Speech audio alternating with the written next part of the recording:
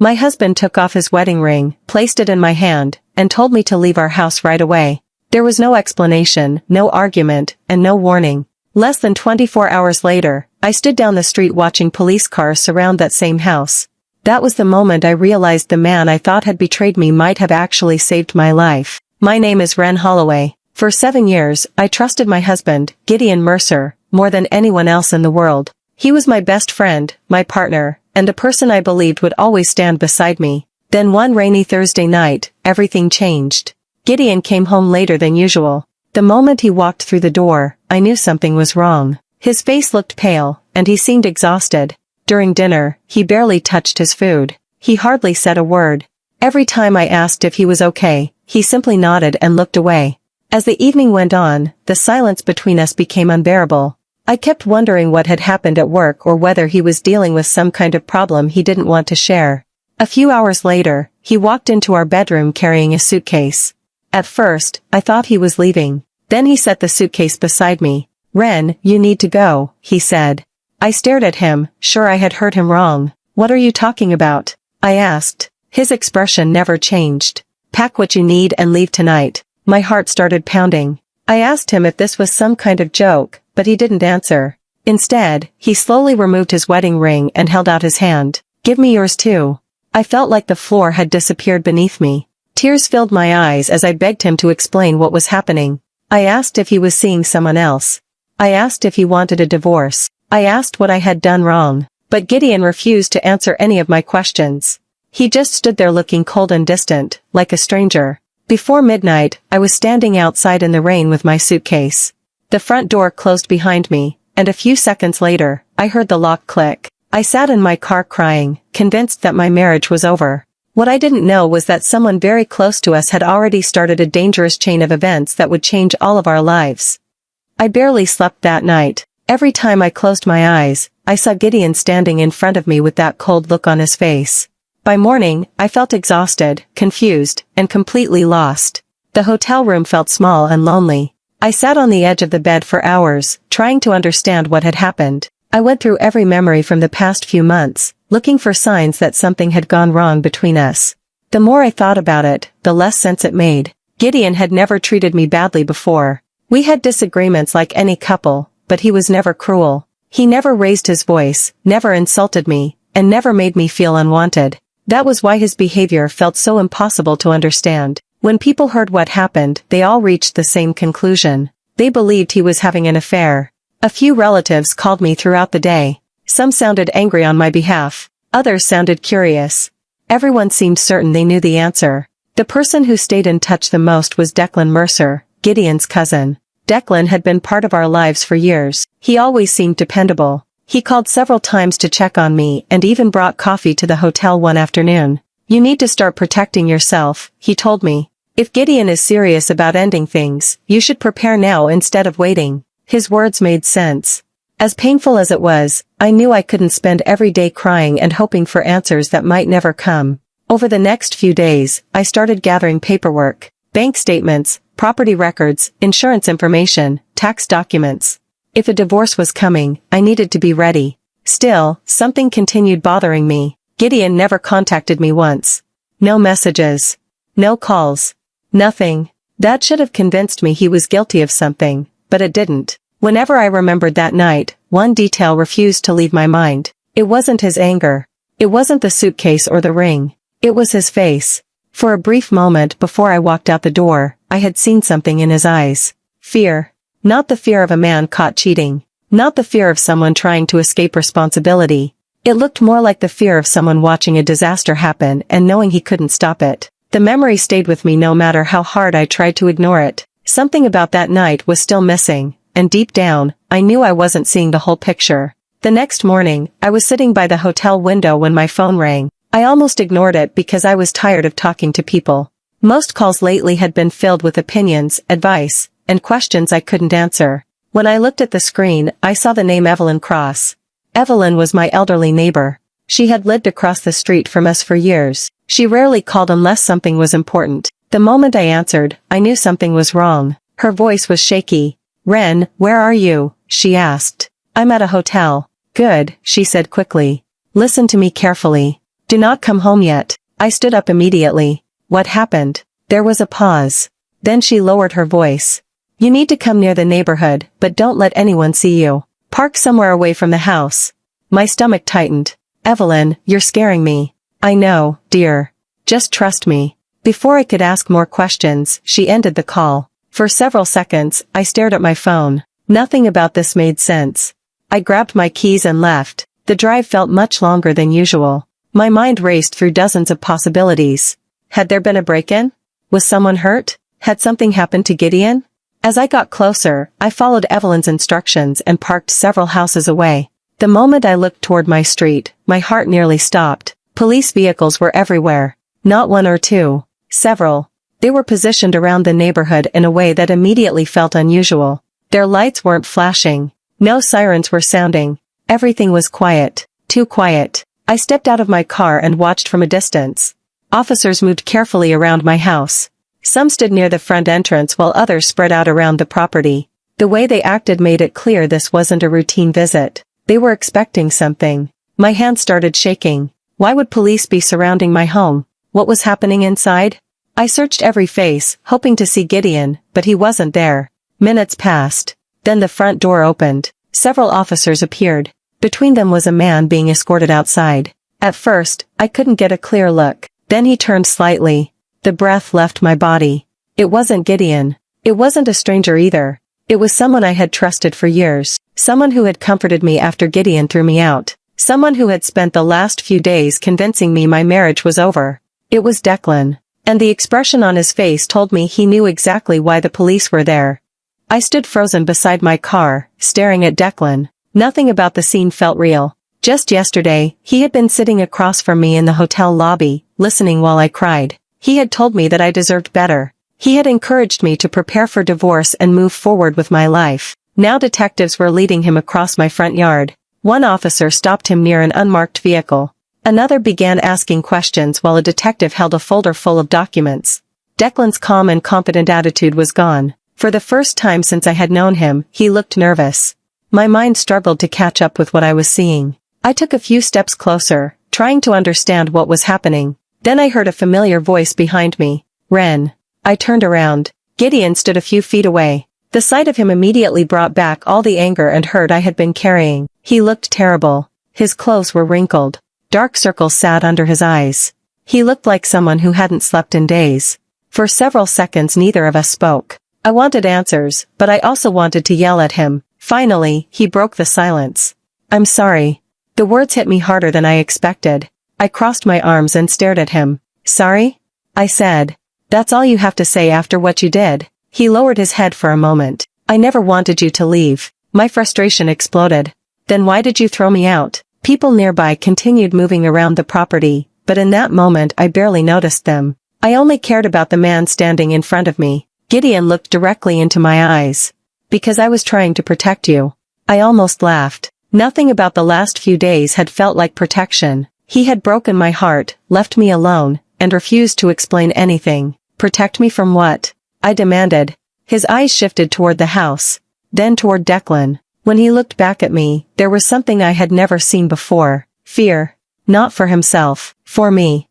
I need you to listen, he said quietly. I shook my head. Start talking. Gideon took a slow breath. I know this sounds impossible, but everything that happened was connected to Declan. I stared at him in disbelief. The words made no sense. Declan was family. He was someone we trusted completely. But Gideon's expression told me he wasn't guessing. He knew something. And whatever he was about to tell me was serious enough to destroy everything I thought I knew about the people closest to us. For a long moment, neither of us spoke. I stood there trying to process everything while police officers continued moving around the property. The world felt strangely quiet. I could hear my own heartbeat. Gideon led me a short distance away from the crowd. Once we reached a small bench near the corner of the street, he finally began explaining. Several weeks earlier, he had noticed something unusual while helping one of Declan's elderly clients with a paperwork issue. At first, he thought it was a simple mistake. Some numbers didn't match, and a few transactions seemed out of place. The more he looked into it, the more problems he found. Money had been disappearing from accounts belonging to older people who trusted Declan to manage their finances. Many of them never realized anything was wrong. According to Gideon, the missing amounts were often small enough to avoid attention. Over time, those amounts added up to a huge sum. When he discovered this, he started quietly gathering information. Then he found something much worse. My name appeared in several records connected to the money. At first, he thought there had to be some explanation. There wasn't. Someone had used my personal information on documents I had never seen before. Accounts had been connected to me without my knowledge. My hand started shaking as he spoke. I had never opened those accounts. I had never signed those papers, yet on paper, it looked like I was involved. Gideon explained that when he confronted Declan privately, the conversation turned ugly very quickly. Declan didn't deny what he had done. Instead, he warned Gideon to stay out of it. He claimed that if investigators discovered everything too soon, the evidence could point directly at me. That threat terrified Gideon. He knew how serious the situation was becoming. Without telling anyone, he contacted investigators and shared everything he had found. For weeks they worked quietly, collecting evidence and building a case. Then a major problem appeared. Investigators learned that Declan suspected people were getting close to the truth. They believed he was planning to remove documents and electronic records connected to the fraud. Some of that evidence was linked to our home. That was why Gideon became desperate. The night he forced me to leave was the same night authorities warned him that Declan might try to destroy critical evidence. They wanted me far away from the house until they could move in. As I listened, the last few days suddenly looked completely different. What I thought was betrayal had actually been erased to keep me from becoming part of something dangerous. Over the next several days, I met with investigators more than once. At first, the conversations focused on financial records, documents, and timelines. I answered every question as honestly as I could. Then the subject slowly began to change. One investigator placed a folder on the table and opened it. Inside were copies of emails, text messages, and other records connected to Declan. Some of them immediately caught my attention. There were conversations between family members discussing arguments I remembered clearly. Arguments that had caused tension for years. The investigator pointed to one message. "Did you send this?" he asked. I looked at it carefully. No. The message had been sent from an account using my name, but I had never written those words. My stomach dropped. The investigator showed me another. And another. The pattern quickly became clear. Declan had been creating problems between people for years. He would tell one person that someone else had insulted them. He would pass along false information. Sometimes he changed messages before forwarding them. Other times he created fake conversations completely. The more evidence I saw, the worse I felt. Suddenly old family arguments started making sense. There had been holidays that ended in tension for reasons I never fully understood. There were relatives who became distant without explanation. There were moments when people seemed angry at me, even though I had done nothing wrong. For years I blamed myself. I thought I had said the wrong thing. I thought I had failed to fix relationships. Now I was discovering that many of those situations had been carefully created by someone I trusted. That realization hurt more than I expected. The financial crimes were terrible, but those involved money. This was different. This involved people. Memories began replaying in my head one after another. Birthday dinners, family gatherings, phone calls that ended badly, awkward conversations that never made sense. I started seeing them from a completely different perspective. Declan had always been there, listening, watching, positioning himself as the helpful person who could solve problems he secretly created. I remembered how often he seemed to arrive at exactly the right moment whenever conflict appeared. Back then I thought it was kindness. Now I understood something else. He wasn't fixing problems. He was managing the damage he caused. That night I sat alone in my hotel room for hours. I wasn't crying because of the fraud investigation. I was grieving someone who had never really existed. The brother I thought I had gained through marriage was nothing more than a mask. And the truth behind that mask was far uglier than I ever imagined. Even after learning the truth about Declan, I couldn't simply forgive Gideon and move on. Part of me understood why he had done what he did. Another part kept remembering that night. The suitcase. The locked door. The feeling of standing alone in the rain, believing my marriage had ended. Those memories didn't disappear just because I finally knew there was a reason behind them. A few days later, Gideon asked if we could meet somewhere quiet. I agreed. We met at a small park near the edge of town. The place was nearly empty. A few people walked their dogs in the distance while we sat on a bench overlooking a pond. For a while neither of us said much. Then Gideon finally spoke. "There are things I never told you." I listened without interrupting. He explained that during the investigation, Authorities became increasingly concerned about Declan's behavior. The evidence against him was growing. The closer investigators got to the truth, the more unpredictable he became. They believed he had access to information stored inside our house.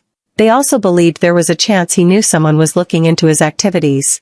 That possibility changed everything. According to Gideon, investigators worried that Declan might try something reckless if he felt trapped. He could destroy evidence. He could pressure witnesses. He could try to shift blame onto someone else. And because my identity had already been connected to some of the records, I was in a dangerous position. Gideon looked down at his hands before continuing. They told me the safest place for you was away from the house. I felt my throat tighten. He explained that there wasn't enough time to carefully prepare me or reveal the investigation. The situation was moving too quickly. If word reached Declan that authorities were closing in, nobody knew how he would react. So Gideon made a choice. A terrible choice. He decided it was better for me to hate him than to risk leaving me in the middle of something that could become dangerous. I knew what it would do to you, he said quietly. I knew you might never speak to me again. There was no anger in his voice. Only sadness. For the first time, I realized what those days had been like for him. While I was sitting alone in that hotel room, he had been carrying the weight of a decision he never wanted to make. The pain I felt was real. But so was his. As I sat there listening, tears filled my eyes, not because the past suddenly made sense, but because I finally understood how impossible his situation had been. And somehow, that hurt almost as much as everything that came before.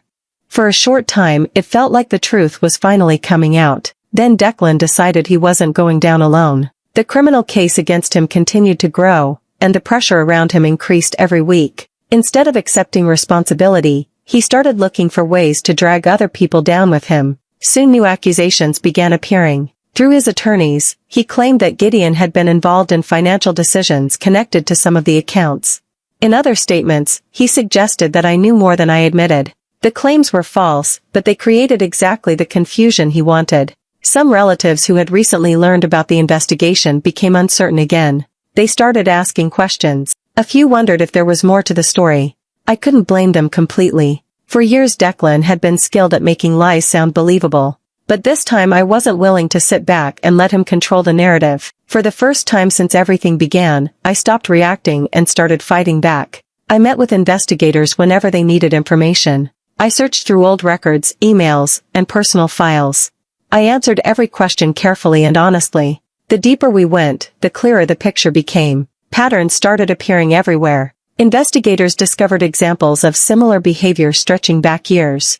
Different names. Different situations.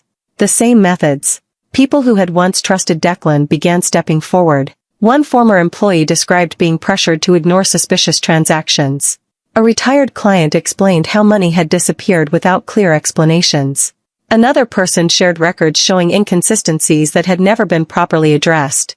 The stories came from different places and different years, yet they all pointed in the same direction. As more evidence surfaced, Declan's version of events became harder to defend. The accusations against Gideon quickly fell apart once investigators reviewed the timeline. The claims against me collapsed as well. Documents that once looked suspicious now made sense when viewed alongside the full evidence. Even family members who had doubts started changing their minds. Several reached out to apologize for believing rumors.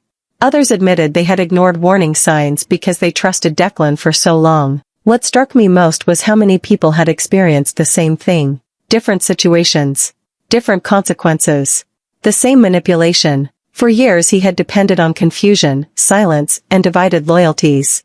Now everything was being laid out in the open. One piece at a time, the story he had built around himself was falling apart. And for the first time since this nightmare began, I felt something I hadn't felt in a very long time. Confidence. Not because the battle was over. Because the truth was finally stronger than his lies. The court hearings lasted for months. By then, I wasn't looking for revenge in the way people usually imagine it. I didn't want to see anyone suffer. I didn't want to scream or celebrate. I simply wanted the truth to be heard. Each hearing revealed another piece of what Declan had been hiding for years.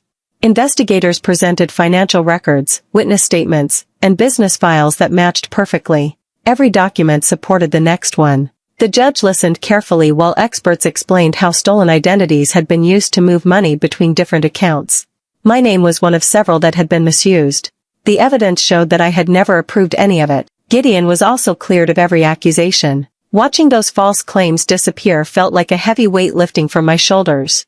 Declan sat quietly through most of the hearings. He no longer looked like the confident man who believed he could talk his way out of anything. His attorneys continued trying to challenge the evidence, but every answer created more questions they couldn't explain. Outside the courtroom, his life was falling apart. His business closed. The accounts connected to his property remained frozen while the investigation continued. People who had worked with him started distancing themselves. Some former clients requested reviews of their financial records after learning what had happened. Family members who once defended him slowly accepted the truth. Several apologized to Gideon for doubting him. Others reached out to me with regret, admitting they should have trusted us instead of believing rumors. None of those apologies could erase the pain we had lived through.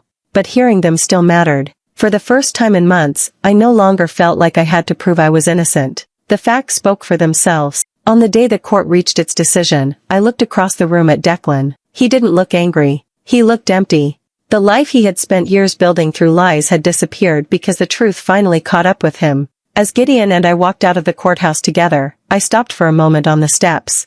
The air felt lighter. For so long, fear had followed me everywhere. I had questioned my own memories, my own judgment, and even the people I loved. That burden was finally gone. The greatest revenge wasn't watching Declan lose everything. It was knowing he could never control our lives again. For the first time since that terrible night, I felt free to look ahead instead of constantly looking over my shoulder. Several months passed before life started to feel normal again. Gideon and I moved back into our house, but it didn't feel like the same place. Every room held memories of that painful night. For a while, even walking through the front door brought back emotions I thought I had already faced. We didn't pretend everything was fixed. Trust doesn't return all at once. It grows little by little through everyday actions. Gideon stopped keeping things to himself, even small worries from work. If something bothered him, he told me. I also learned to speak honestly instead of hiding my fears. We promised each other that silence would never again become part of our marriage. Some days were easier than others. There were moments when old memories returned without warning. Instead of ignoring them, we talked about them. Those conversations were not always comfortable, but they helped us heal. One evening, we sat together on the back porch as the sun slowly disappeared behind the trees. The house was quiet. After a long silence, Gideon looked at me. If I could go back, he said softly, I would find another way. I hate knowing how much I hurt you. I reached for his hand. I know. For a moment, neither of us spoke. Then I admitted something I had never said out loud. I almost gave up on us. I believed you had stopped loving me. He closed his eyes and took a slow breath. I knew you might think that. Looking at him, I realized he had been carrying that guilt every day since everything happened. Neither of us could change the past, but we could decide how we wanted to live from that point forward. The person who almost destroyed our marriage was never standing between us as husband and wife. He had been standing beside us the whole time, pretending to care while secretly pulling us apart. That truth changed the way I looked at everything. Declan had lost his career, his money, and the trust of everyone who once believed in him. Those were the results of his own choices. As for Gideon and me, we gained something different. We learned that real trust isn't built during easy times. It is built when life falls apart and two people choose to face the truth together instead of walking away. When I think about that night now, I no longer remember only the pain. I remember what came after it. The truth, the healing, and the chance to rebuild a life that was stronger because it was finally built on complete honesty. That is the story I will carry with me for the rest of my life.